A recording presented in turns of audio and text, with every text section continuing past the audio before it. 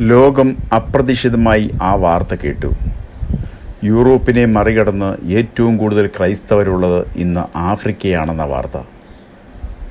ലോകത്ത് ഏകദേശം 2.3 ബില്യൺ അനുയായികളുള്ള ലോകമെമ്പാടുമുള്ള ഏറ്റവും വലിയ മതവിഭാഗമായി ക്രിസ്തുമതം തുടരുന്നു. എങ്കിലും സമീപ വർഷങ്ങളിലെ കണക്കുകൾ അനുസരിച്ച് ക്രിസ്തുമതത്തിൻ്റെ വിഹിതത്തിൽ നേരിയ കുറവുണ്ടായിട്ടുണ്ട്. വിവിധ മുസ്ലിം ഭൂരിപക്ഷ രാജ്യങ്ങളിൽ ക്രൈസ്തവ മതം ഇന്ന് വളർച്ചയുടെ പാതയിലാണ്. ഗൾഫ് മേഖലയിൽ കുടിയേറ്റ തൊഴിലാളികളിലൂടെ ക്രിസ്തുമതം വളരുന്നു.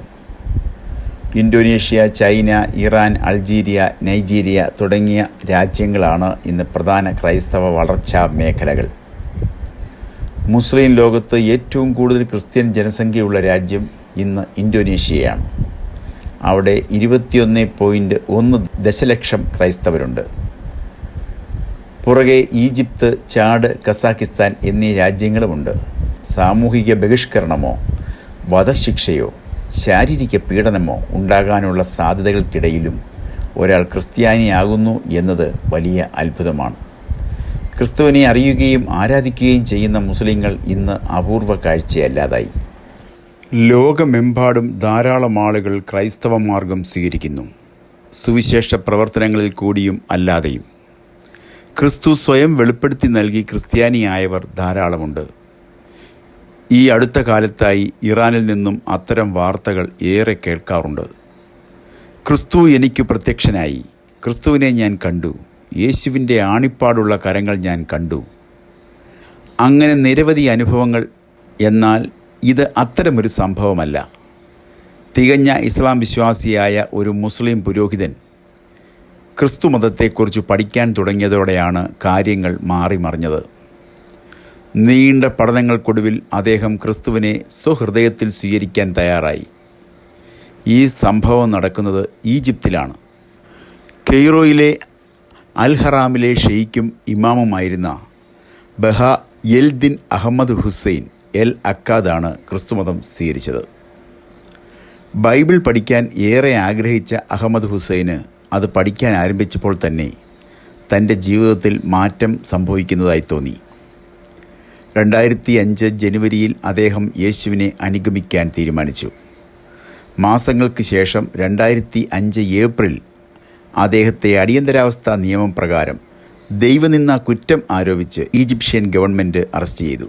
അഹമ്മദ് ഹുസൈനെ മോചിപ്പിക്കണമെന്ന് ആവശ്യപ്പെട്ടിട്ടുള്ള നിരവധി കോടതി വിധികൾ ഉണ്ടായെങ്കിലും തോറ മസ്ര ജയിലിലും വാദി എൽ നട്രൂൺ ജയിലിലുമായി ഏതാണ്ട് 2 വർഷത്തോളം അദ്ദേഹം ജയിൽ ശിക്ഷ അനുഭവിച്ചു. 2007 അഹമ്മദ് ജയിൽ മോചിതനായി. ഇപ്പോഴും തൻ്റെ വിശ്വാസത്തിൽ അദ്ദേഹം ഉറച്ചു നിൽക്കുന്നു.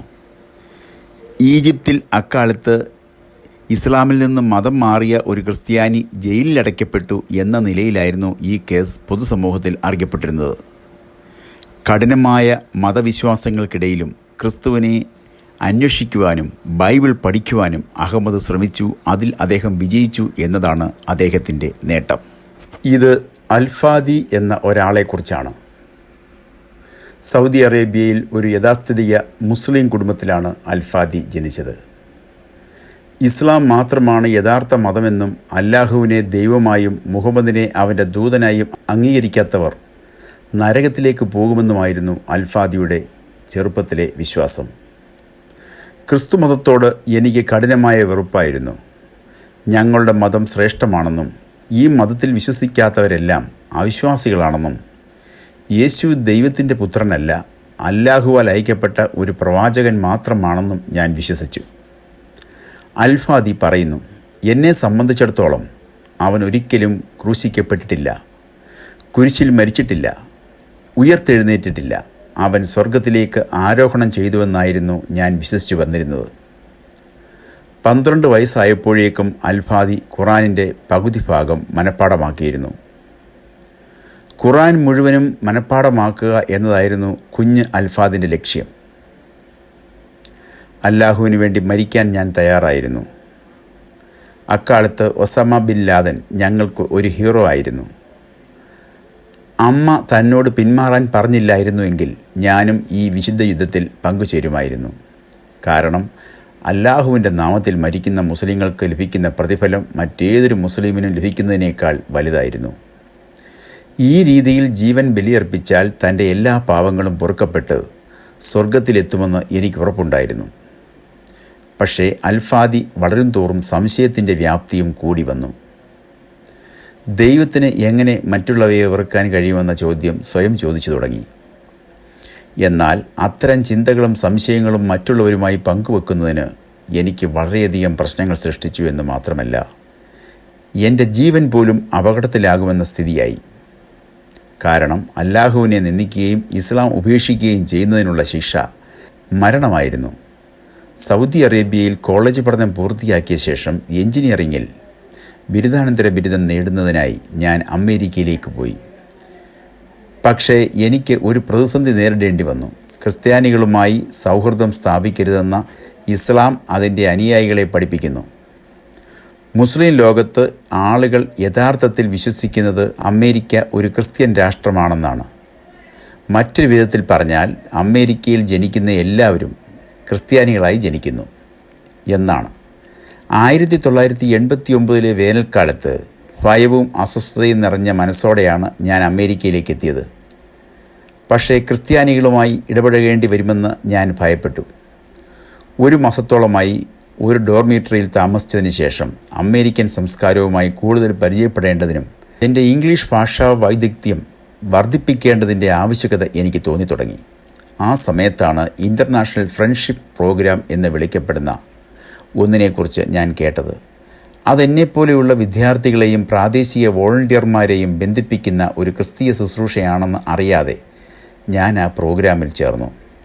2 ആഴ്ച കഴിഞ്ഞപ്പോൾ ആ പ്രോഗ്രാമിലെ ഒരു യുവദമ്പതികൾ എന്നെ ബന്ധപ്പെടുകയും എന്നോടൊപ്പം ജോലി ചെയ്യാൻ നിയോഗിക്കപ്പെട്ട കുടുംബം തങ്ങളാണെന്ന് സൂചിപ്പിക്കുകയും ചെയ്തു. അടുത്ത 7 മാസത്തേക്ക് ഈ കുടുംബം എൻ്റെ പ്രതീക്ഷകൾക്കപ്പുറമുള്ള സ്നേഹം എന്നോട് കാണിച്ചു. എൻ്റെ മുസ്ലിങ്ങൾക്കിടയിൽ ഞാൻ ഒരിക്കലും അനുഭവിച്ചിട്ടില്ലാത്ത തരത്തിലുള്ള സ്നേഹവും കരുതലും അവരെന്നോട് കാണിച്ചു. നവംബറിൽ ഈ കുടുംബം എന്നെ താങ്ക്സ് ഗിവിംഗ് ഡിന്നറിനായി അവരുടെ വീട്ടിലേക്ക് ക്ഷണിച്ചു.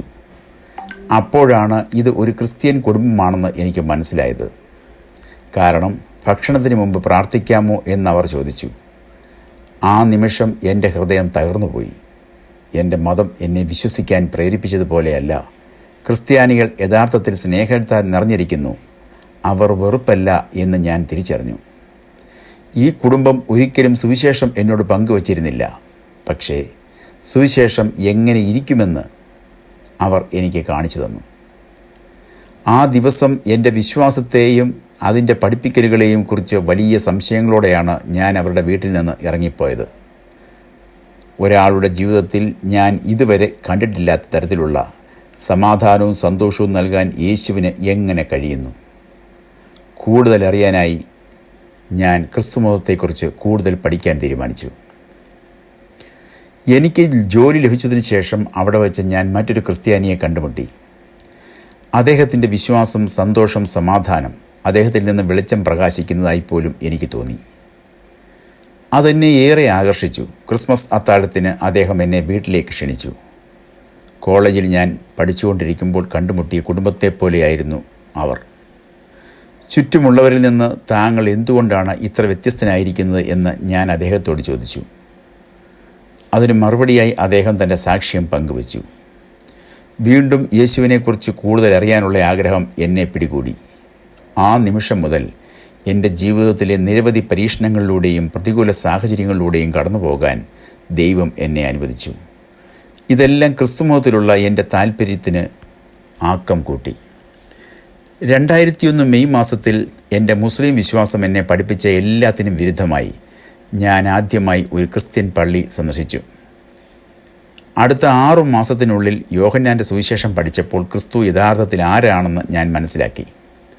2001 നവംബറിൽ ഒരു സംശയവുമില്ലാതെ ഞാൻ ക്രിസ്തുവിനെ എൻ്റെ കർത്താവും രക്ഷകനുമായി സ്വീകരിച്ചു. എന്നാൽ ആദ്യം അത് എളുപ്പമായിരുന്നില്ല. ഏതാനും മാസങ്ങൾക്കുള്ളിൽ കുടുംബജീവിതത്തിൽ പ്രശ്നങ്ങളായി. എനിക്ക് എൻ്റെ ജോലിയും നഷ്ടപ്പെട്ടു. എന്നാൽ യേശുവുമായി വ്യക്തിപരമായ ബന്ധം പുലർത്തുന്നതിനെക്കുറിച്ചും എല്ലാ സാഹചര്യങ്ങളും അവനെ ആശ്രയിക്കാൻ പഠിക്കുന്നതിനെക്കുറിച്ചും വിലമതിക്കാനാവാത്ത പാഠങ്ങൾ എന്നെ പഠിപ്പിച്ചു. ഈ സമയത്ത് ദൈവം തൻ്റെ അത്ഭുതകരമായ മഹത്വം എനിക്ക് വെളിപ്പെടുത്തി. അതിനുശേഷം എൻ്റെ ജീവിതം എന്നേക്കുമായി മാറി. ഞാനിപ്പോൾ പഴയതുപോലെയല്ല. ഇന്ന് ഞാൻ സെറ ഇൻ്റർനാഷണൽ എന്ന സംഘടനയ്ക്ക് നേതൃത്വം നൽകുന്നു. ക്രിസ്തുവിനായി മുസ്ലിങ്ങളിലേക്ക് എത്തിച്ചേരുക എന്നതാണ് ഞങ്ങളുടെ ദൗത്യം. കൂടാതെ ക്രിസ്തുവിലുള്ള എൻ്റെ സഹോദരി സഹോദരന്മാർക്ക് അവരുടെ മുസ്ലിം അയൽക്കാർക്ക് മുൻപിൽ എങ്ങനെ മികച്ച രീതിയിൽ സാക്ഷ്യം വഹിക്കാമെന്ന് പഠിക്കാൻ വേണ്ടി വിവിധ സ്ഥലങ്ങളിൽ ഞാൻ ഇസ്ലാമിനെക്കുറിച്ചുള്ള ക്ലാസ്സുകളും സെമിനാറുകളും പഠിപ്പിക്കുന്നു. സൗദി അറേബ്യക്കാരനായ അൽഫാദിയെപ്പോലെ, ഈജിപ്ഷ്യൻ ഇമാമായ അഹമ്മദ് ഹുസൈനെപ്പോലെ എത്രയോ പേർ ക്രിസ്തുവിനെ അറിഞ്ഞ് ക്രിസ്തുവിനായി ജീവിച്ചു വരുന്നു. ഒരു പുതിയ വീഡിയോയുമായി വീണ്ടും കാണും വരെയും എല്ലാവർക്കും നന്ദി, നമസ്കാരം.